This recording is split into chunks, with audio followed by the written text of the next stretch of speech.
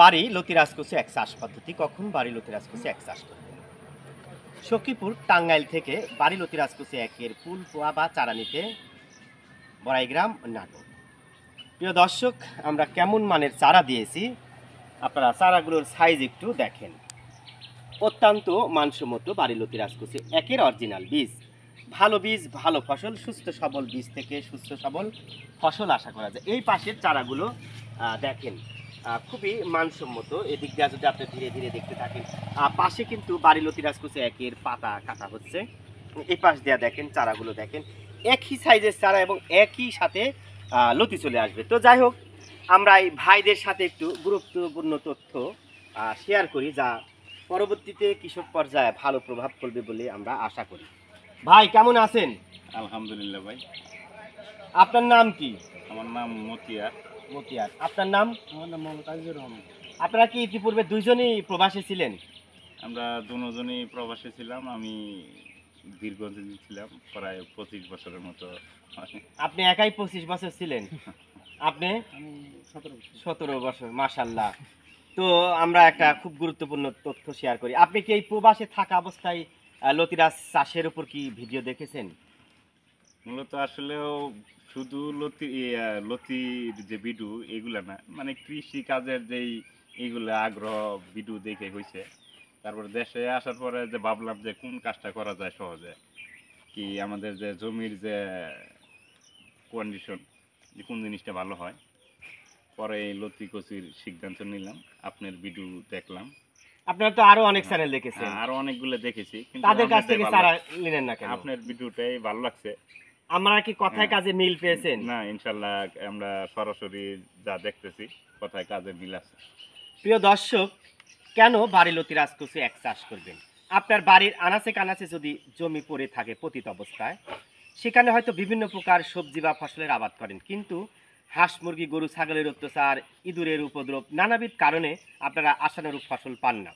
সেক্ষেত্রে আমার সংক্ষিপ্ত পরামর্শ হলো, আপনি যদি বাড়ি লতি রাজকোষে সেখানে চাষ করেন, দেখবেন হাঁস মুরগি ক্ষতি করবে না, গরু ছাগলও ছুবে না, ইঁদুরেরও কোনো উপদ্রব থাকবে না।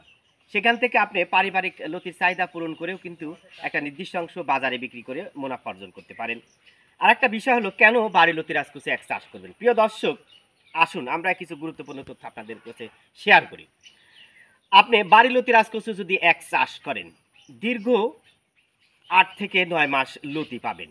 আপনি প্রতিদিনও যদি লতি কেটে বাজারে নিয়ে যান, প্রতিদিন নগদ টাকা পাবেন। আর যদি আপনি ধানের আবাদ করেন, দেখেন একবার ধান লাগাবেন, 4 মাস পরে যায় কাটবেন, খালি ইনভেস্টই করবেন। আর বাড়ি লতি রাজকোষে এক চাষ করলে আপনি প্রতিদিন লতি উত্তোলন করতে পারবেন। এখন যদি আপনারা চারা রোপণ করেন, এই যে আমার হাতে যে চারাগুলো দেখতে পাচ্ছেন, এমন সাইজে যদি চারা রোপণ করেন, তাহলে মোটামুটি 45 দিনেই ফলন চলে আসবে। আর আমাদের প্রত্যেকটা চারার গোড়াতে কিন্তু লতির একটা অংশ রয়ে গেছে। আমরা যে চারাগুলো লতি থেকে উৎপাদন করি, তার একটা অংশ দেখেন রেখে দিয়েছি আমরা। এবং প্রত্যেকটা চারার গোড়াতে কিন্তু শিকড় রয়েছে, এবং কার্যত কোনো চারার আমরা গোড়া কাটি না। এবার আসি, আপনি যখন মরিচ, ঢেঁড়স, শশা, বটবটে বা অন্য যে কোনো সবজির চাষাবাদ করেন না কেন, অতি বৃষ্টির কারণে সর্বোচ্চ 3 থেকে 4 দিন টিকে থাকবে, তারপরে অনায়াসে মারা যাবে। অনেক আমরা ইউটিউব চ্যানেলে ভিডিও দেখি, শসা চাষ করেছে, 1 হাঁটু পানি বেঁধে গেছে 2 দিনের বৃষ্টির, শসা কি আর হবে? হবে না।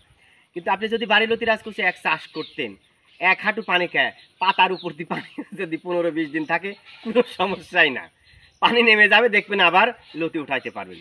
যতই ঝড় বাদল হোক, কচুর ক্ষেতের কোনো সমস্যা হয় না। এটা কি, বর্তমান সরকার বিশেষ করে কন্দল ফসল উন্নয়ন প্রকল্প নামে যে একটি প্রকল্প হাতে নিয়েছে, এখানে 60 থেকে 80% জুড়ে এই লতি রাজকচু চাষের কথা বলা আছে। বাংলাদেশে সাধারণত বাড়ি পানিকচু 1 থেকে 7 পর্যন্ত চাষাবাদ হয়ে থাকে, তার মধ্যে 1 এবং 2 লতির জন্য বিখ্যাত। কন্দল ফসল উন্নয়ন প্রকল্প, কৃষি সম্প্রসারণ অধিদপ্তর, কৃষক প্রশিক্ষণ হাত বই, পুরাতন বইয়ের 72 পৃষ্ঠা সাধারণত বাড়ি লতি রাজকচু 1 এবং 2 নিয়ে কথা বলা আছে। কৃষক প্রশিক্ষণ হাত বই কন্দল ফসল উন্নয়ন প্রকল্প 72 পৃষ্ঠার তথ্যগুলো মনোযোগ দিয়ে পড়ুন। বাড়ি লতি রাজকচু 1-এর 2টি শনাক্তকারী বৈশিষ্ট্য রয়েছে। প্রথম শনাক্তকারী বৈশিষ্ট্য, সাধারণত পাতা এবং বোটার সংযোগস্থলে লালচে চিহ্ন থাকে। দ্বিতীয় শনাক্তকারী বৈশিষ্ট্য হচ্ছে লতি সামান্য চেপ্টা। আমাদের পাশে বাড়ি লতি রাজকচু 1-এর ক্ষেত, আপনাদের একটু আমরা শেয়ার করার চেষ্টা করে আসি।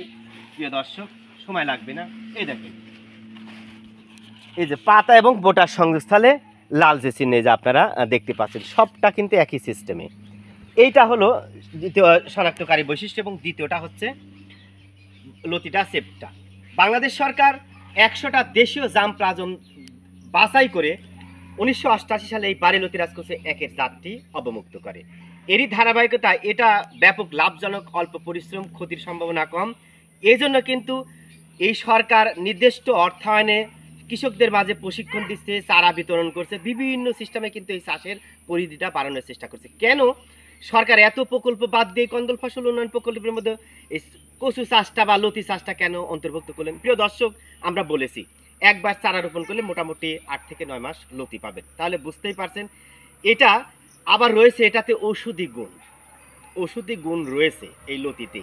আর লতিটা আপনারা যখন রেঁধে খাবেন, এটা মূলত সবজি হিসেবে ব্যবহার করে, এত সুস্বাদু যেটা কল্পনার বাইরে। তো যাই হোক, অনেক কথা আপনাদের কাছে আমরা বললাম, ভুল ত্রুটি অবশ্যই মার্জনীয়। আমরা ভাইয়ের কাছে আবার ফেরত আসি। ভাই, আমারে কি কথা কাজে মিল পেয়েছেন? না না ভাই, কথা ইনশাআল্লাহ। প্রিয় দর্শক, আপনারা যখন চারার অর্ডার করেন, আমি নিজে, আপনারা জানেন আমি কিন্তু পেশাগতভাবে মনোবিজ্ঞানের প্রভাষক। আজকেও কিন্তু অনার্স ফাইনাল ইয়ারের পরীক্ষা আছে 27 জুন 2024 সাল। আজকে কিন্তু আমার ডিউটি আছে। এখান থেকে আমি চারা তুলে এই ভাইদের আপ্যায়ন করে বিদায় দিয়ে আমি তারপরে আমার ডিউটি পালন করতে যাব। 1টা থেকে পরীক্ষা শুরু হবে। তারপরে আমি কিন্তু সকাল থেকে চারা উঠাচ্ছি। আমরা 3 জনে চারা উঠাইছি। একজন জমি থেকে বের করে আনেছে, আমি 1700 উঠাইছি, আর একজন 2300 উঠাইছে, আর একজন 2100 উঠাইছে। হ্যাঁ প্রিয় দর্শক, এই ভাইয়েরা কিন্তু ছিল, এই ভাইয়েরা তাদের নিজস্ব মুঠোফোনে কিন্তু ভিডিও ধারণ করেছে। আমরা যে, আপনারা কি দেখেছেন যে আমরা চারা উঠাইছি? না না, দেখছি। প্রিয় দর্শক, কাজকে কিন্তু কোনো কাজকে আপনারা ছোট করে দেখবেন না। আপনার ভাগ্যের পরিবর্তন যদি করতে চান, অবশ্যই আপনার কৃষি পেশাকে বেছে নিতে হবে। কৃষি পেশা বলতে শুধু আবাদ ফসল কিন্তু তা না, আবাদ ফসলের মধ্যে সীমাবদ্ধ না। এখানে কিন্তু আপনি মোটা তাজাকরণ পদ্ধতিতে গরু ছাগল পালন করতে পারেন, হাঁস মুরগি রয়েছে। এগুলা কিন্তু বর্তমানে কিন্তু আমাদের গ্রামের কথা বলি, এমন কোনো বাড়ি নাই যেটা মোটা তাজাকরণ পদ্ধতিতে গরু ছাগল পালন করে। আমাদের বাড়িতেও আছে। তাই আপনারা কৃষি কাজের পাশাপাশি হাঁস মুরগি গরু ছাগল এগুলো পালন করেন, দেখবেন ভাগ্যে আপনাকে অবশ্যই ফেভার করবে। তবে যে কাজটাই করেন পরিশ্রমের সাথে করবেন, সঠিক সময় সঠিক যত্ন নেবেন, তাহলে দেখবেন আপনার ভাগ্যের পরিবর্তন সম্ভব। কৃষি হোক সমৃদ্ধি, কৃষি হোক ভাগ্যের পরিবর্তনের চাবিকাঠি, এমন স্লোগান কিন্তু আমরা প্রতিনিয়তই দিয়ে আসছি।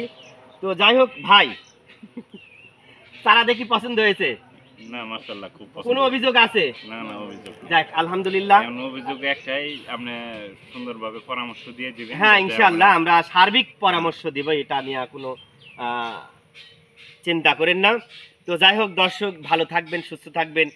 এই ভাইয়েরা দীর্ঘদিন প্রবাস জীবন যাপন করেছে, দেশে এসেছে, দেশের সন্তান দেশে এসেছে। তারা যে আশা এবং প্রত্যাশা নিয়ে বাড়ি লতি রাজকোষে এক চাষ করছেন, তাদের আশা এবং প্রত্যাশা যেন পূরণ হয়, এমনটা আপনারা দোয়া করবেন, আমরাও দোয়া করব। দোয়ার পাশাপাশি পরামর্শ।